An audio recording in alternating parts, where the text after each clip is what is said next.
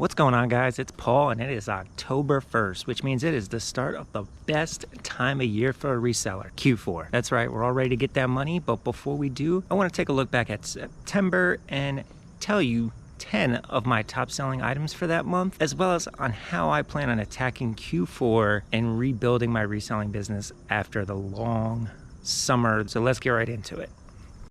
All right, guys, number 10 on the list. It's not an expensive one, but it's a good one. If you're like me, you grew up in the 90s and you remember the band Green Day and their classic debut album, Dookie. We all had to have that blue tape because every song on that album was hot. That sold for $19.99. Buy cost was about 10 cents. If you go back and look at my catalog, the link's down below. I got this at part of a $10 cassette haul. That was a pretty good lot, and this one paid for itself, but I've actually already made over a couple $100s from that lot. So it's a pretty good one. Let's go on to number 9. All right, guys, at number 9, we have our first NASCAR diecast. It was a Kevin Harvick Rookie of the Year. I've talked about this before in another What Sold. That sold for $24.99 plus shipping. I am not a Kevin Harvick fan. I do not like the guy, but you know what? I don't have to like you to sell your stuff. Your stuff's gonna make me some money, I'm gonna move it. And on that note, we're just gonna go right into number 8, because number 8 was another diecast, but this was one of a driver I could get behind, and that's Jeff Gordon, one of my favorites, like we've talked about before. That was his Superman car paint scheme. That also sold for $24.99 plus shipping. So yeah, diecast cars were pretty good to me in September. You're gonna see some more coming up in the top 10 that went for good money. But right now, let's go to number 7. At number 7, we're switching over to the sports cards because I did have one this month that cracked my top 10 and I was quite surprised about it. It was a Trevor Lawrence 2021 Chronicles Draft Picks rookie card, base rookie card. It sold for $24.99, which kind of surprised me. I got this out of a $30 blaster box. I opened all the cards, obviously looked them all up, the comps. Everything was about $2 to $5, but this Trevor Lawrence stood out, and it wasn't a parallel. It was actually just a straight base card. I posted it the Saturday night before the first week of the NFL. It sold Sunday morning right before his first game as a pro, and I'm glad it did because he threw 3 picks that day. If you know sports cards, yes, he's going to be on the rise throughout his entire career if he keeps up what he's expected to do. But in that game, he threw 3 picks. Sports cards, it's like investing. Just a little down moment in your career and your prices can tank till something good happens. So obviously the night after the game, the prices probably would have dropped and my card would be sitting there. But since it sold before the first game, I got my full asking price at $24.99. Pretty excited about that. Let's go on to number 6. Okay, guys, number 6 is something I have talked about before, and that is remote controls. That's right, universal remotes, TV remotes, they can sell if you get them at the right price. This was a Logitech Harmony 650 that I got in a bulk lot. I got it from a guy who cleans out offices when they close.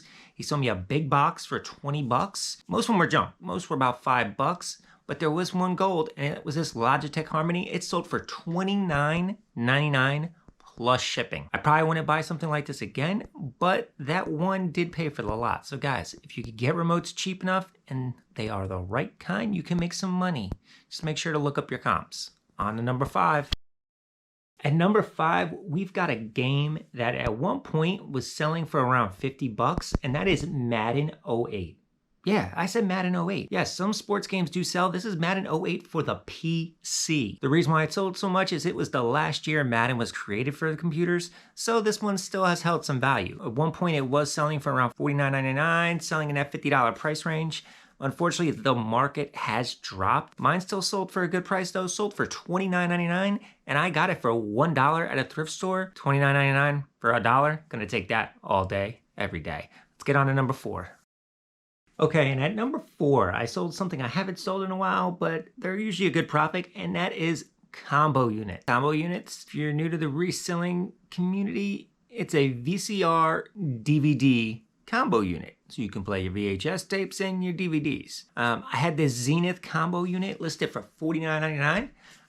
Got an offer for like $30. Buyer and I went back and forth. We settled on $37 plus shipping. Didn't get as much as I wanted to with it, but this one, it turned out it was actually a slow mover and probably a bad buy in that aspect. But I did spend only $4 on it, so $4 into 37 minus the fees, not too bad of a buy. Just took some time to move. Let's get on to number 3. All right, at number 3, we're going to start getting into the die-cast cars that were actually worth a little bit of money. First up, we've got Rusty Wallace. It was an Alucard 1984 black Pontiac Extreme. This sold for $40 plus shipping. That's right, $40 for a NASCAR die-cast. Guys, I know a lot of NASCAR is slow moving, but some of these, they can make some money. Let's get on to number 2. At number 2, we got the man, Dale Earnhardt Sr. Another guy I didn't like, but this one, I respected the hell out of him because he was a hell of a racer. But we've got his 1982 Daytona winning car. It was the number 15. That's right, he didn't always wear number 3. Number 15 Wrangler. This sold for $45 plus shipping. That's right, Dale Sr., some of his stuff is definitely worth money, and this sold for $45. Let's go on to number 1. All right, the time you've all been waiting for. The number 1 selling item on the month of September. That happens to be another NASCAR diecast. This one was from Ernie Irvin, number 56, Dale Earnhardt Chevrolet. That's right, on the side of the car, it was like Dale Earnhardt's autograph as part of his paint scheme. This sold for $49.99. That's right, $49.99. So my biggest sale of the month was pretty damn good. I know it's not quite what some of you guys do or as high as some of my other months, but hey, I took it easy in September and August listing wise. So I'm not surprised my sales were a little bit lower than normal and not as high as normal.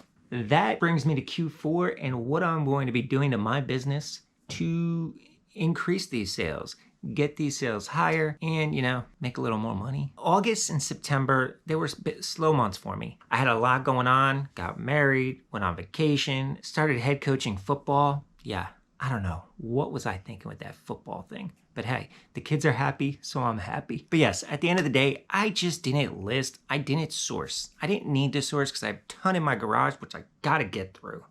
And I just gotta get it listed. So last week, I started listing more. Sales have started to take an uptick.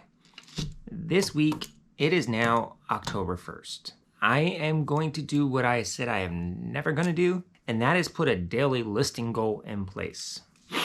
I'm not going to do the simple, I'm going to list 10 items per day and think that's going to make me more money because I also sell sports cards. So these cards, I can list these 10 cards and honestly, the value, I'll be lucky to get $10. So I just listed 10 things today and $10.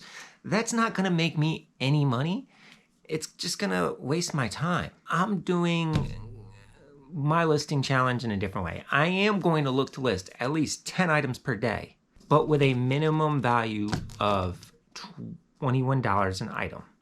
So I have to list 10 items a day and $210 worth of product. I came up with that number because my average sale price in September was $21 and change. So I figured, you know what, that's a good starting point. So what that means is if I list 10 items and their total value is under $210, I have to keep listing that day till I hit the $210 mark. Makes sense, right? I'm making sure I hit my daily value, even though I had to list a little more. Now let's say I go over $210 in 3 items. I do have some good stuff in my garage, so sometimes that's gonna happen. That's nice, but I also have to hit my 10 listings for the day. So I gotta keep listing. So there's gonna be some days where I might have 10 items and $400 for the rest of October, and probably for the entire Q4, I'm going to attempt to list 10 items per day for $210 minimum a day in October. So come back next month and take a look how I did in the comments below. I want you to tell me your biggest sale in September and what are you doing to get ready for Q4? Well, actually, it's Q4 now. So what are you doing to succeed? Guys, appreciate you watching. If you want to know where I got all those diecasts, watch this video right here. It tells you all about my biggest haul to date and how much I actually spent at a yard sale. Check it out. Catch you guys on the next one.